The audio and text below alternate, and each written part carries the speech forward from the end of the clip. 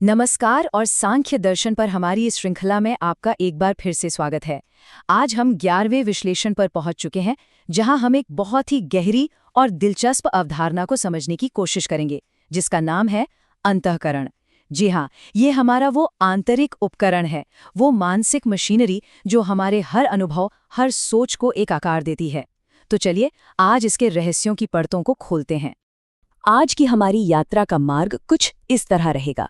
सबसे पहले जानेंगे कि अंतःकरण क्या है, फिर देखेंगे कि सृष्टि के क्रम में ये कैसे बनता है। इसके बाद इसके 3 सबसे महत्वपूर्ण हिस्सों बुद्धि, अहंकार और मन को करीब से समझेंगे।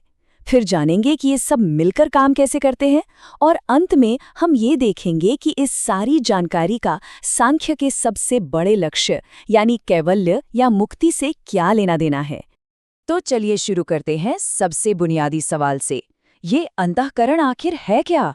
देखिए, सांख्य दर्शन इसे हमारा आंतरिक उपकरण कहता है। आप इसे एक तरह का मानसिक ऑपरेटिंग सिस्टम समझ सकते हैं, जो बाहरी दुनिया यानी प्रकृति और हमारी असली चेतना यानी पुरुष के बीच एक पुल का काम करता है। और ये कोई एक चीज नहीं है, बल्कि 3 बहुत शक्तिशाली घटकों का एक मिला-जुला रूप है: बुद्धि, अहंकार और मन। और सबसे हैरान करने वाली बात जानते हैं क्या है? यही अंतःकरण हमारे बंधन का कारण भी है और हमारी मुक्ति की चाबी भी इसी के पास है। जब हम भूल से खुद को ये उपकरण ही मान बैठते हैं तो हम बंध जाते हैं, और जिस पल हम इसके असली स्वभाव को समझकर खुद को इससे अलग एक साक्षी के रूप में पहचान लेते हैं, बस वहीं से मुक्ति का रास्ता खुल जाता है। तो सवाल ये उठता है कि ये इतना जटिल आंतरिक उपकरण आया कहाँ से? सांख्य कारिका के हिसाब से ये कोई अचानक से पैदा हुई चीज नहीं है, बल्कि ये ब्रह्मांड के विकास की एक बहुत ही व्यवस्थित प्रक्रिया का हिस्सा है। इस पूरी प्रक्रिया को ईश्वर कृष्ण सांख्य कारिका के 22वें श्लोक में बड़ी ही खूबसूरती से समझाते हैं। वो कहते हैं, प्रकृतेर महंतो तो अहंकारः तस्माद् गणश्च षोडशकः तस्मादपि षोडशकात् पंचभ्य पंचभूतानि। इसका अर्थ बहुत सीधा और गहरा है। ये एक तरह से सृष्टि का पूरा नक्शा है। सब कुछ अव्यक्त प्रकृति से शुरू होता है। प्रकृति से सबसे पहले महान तत्व यानी बुद्धि का विकास होता है। फिर उस बुद्धि से अहंकार यानी मैं होने का भाव पैदा होता है। और मजे की बात यह है कि इसी अहंकार से आगे के 16 तत्व निकलते हैं, जिसमें हमारा मन भी शामिल है। इसका मतलब हमारा पूरा का पूरा मानसिक जगत, हमारी पूरी साइकोलॉजी प्रकृति का ही एक विकास है। तो ये जो 3 घटक हैं, बुद्धि, अहंकार और मन, आइए अब इन्हें एक एक करके और गहराई से समझते हैं। शुरुआत करते हैं सबसे पहले और सबसे महत्वपूर्ण घटक बुद्धि से। सांख्य कारिका का 23वां श्लोक बुद्धि के स्वभाव को बहुत साफ तौर पर हमारे सामने रखता है। अध्यवसायो बुद्धिर धर्मो ज्ञानम विराग ऐश्वर्यम सात्विकमेतद्रूपम तामसमस्माद् विपर्यस्तम। इस श्लोक में सबसे महत्वपूर्ण शब्द है अध्यवसाय। इसका मतलब है निश्चित करने वाली शक्ति या निर्णायक वृत्ति। सोचिए, जब हमारी आंखें कुछ देखती हैं तो मन में कई विचार आते हैं। शायद ये सांप है या शायद ये रस्सी है। बुद्धि का काम है इन सब विकल्पों के पार जाकर एक पक्का फैसला देना, नहीं यह निश्चित रूप से रस्सी है।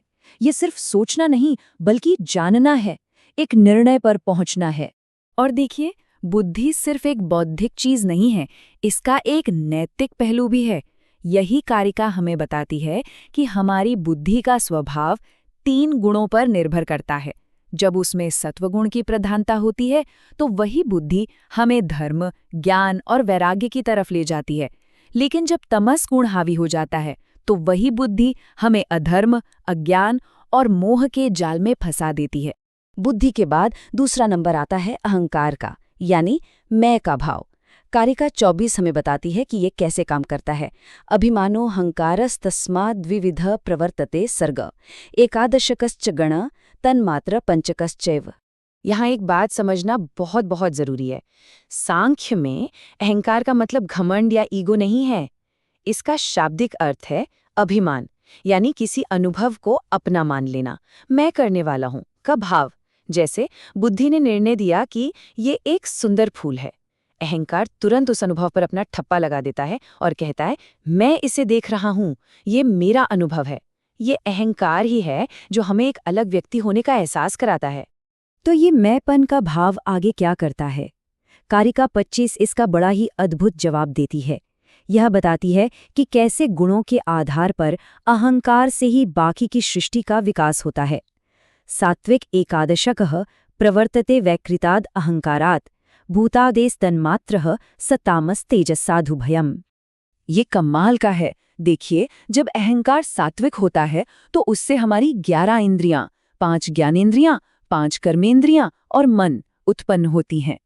जब वही अहंकार तामसिक होता है तो उससे 5 सूक्ष्म तत्व यानी तन्मात्राएं बनती हैं, जिनसे आगे चलकर भौतिक जगत बनता है।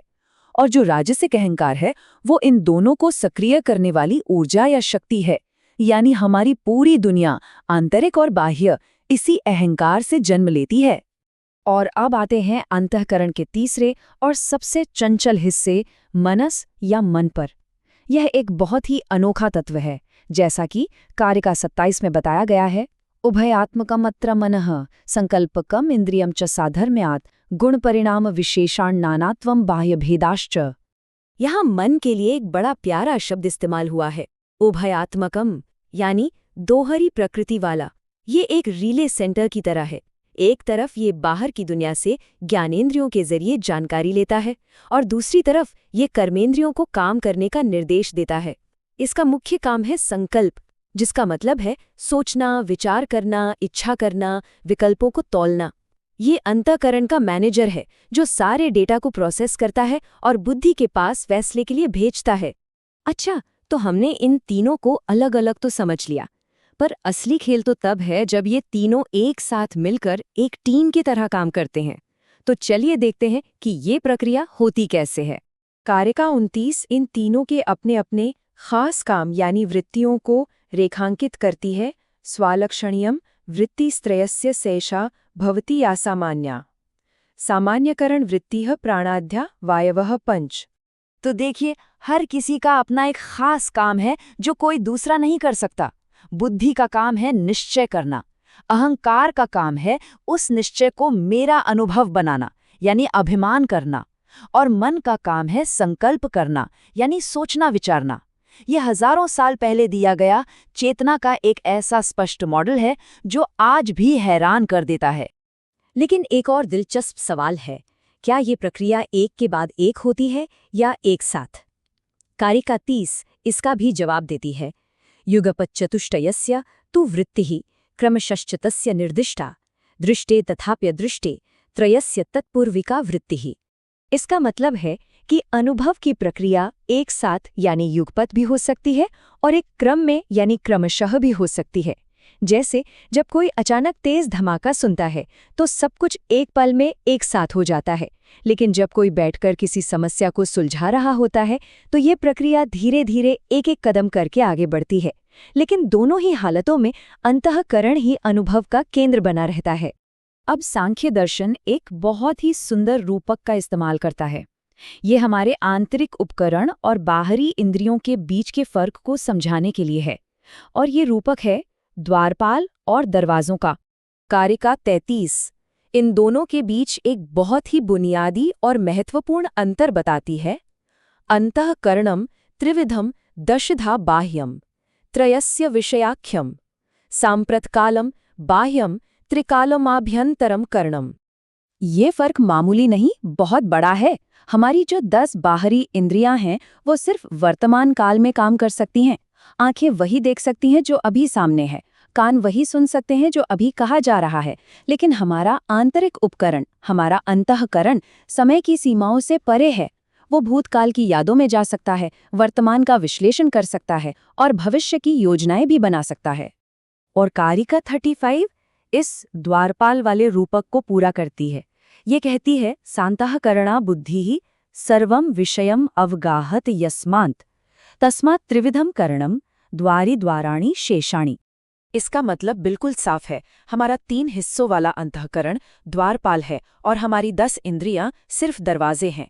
दरवाजे तो बस जानकारी को अंदर आने का रास्ता देते हैं, लेकिन उस जानकारी का क्या करना है, उसे कैसे समझना है और उस पर क्या प्रतिक्रिया देनी है, ये सारा फैसला अंदर बैठा द्वारपाल यानी हमारा अंतःकरण ही करता है।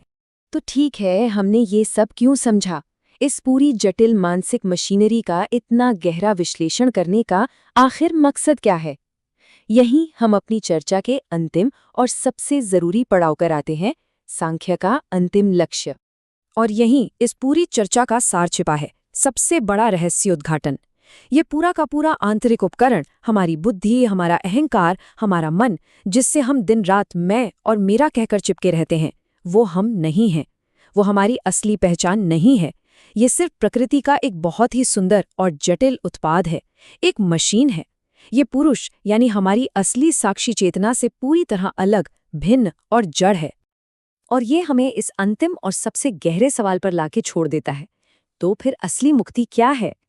क्या इस अद्भुत मशीन को और बेहतर ढंग से जानने, इसे कंट्रोल करने में है, या फिर इस बात को गहराई से पहचानने में है कि हम ये मशीन है ही नहीं, बल्कि हम तो इसके पीछे खड़े वो शांत साक्षी, वो पुरुष हैं जो बस इसे काम करते हुए देख रहा है।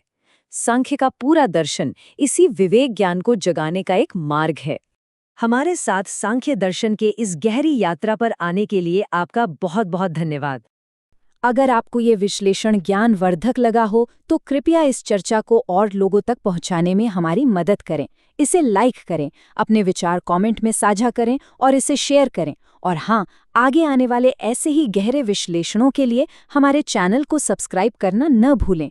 हम बहुत जल्द एक नए विषय के साथ फिर मिलेंगे।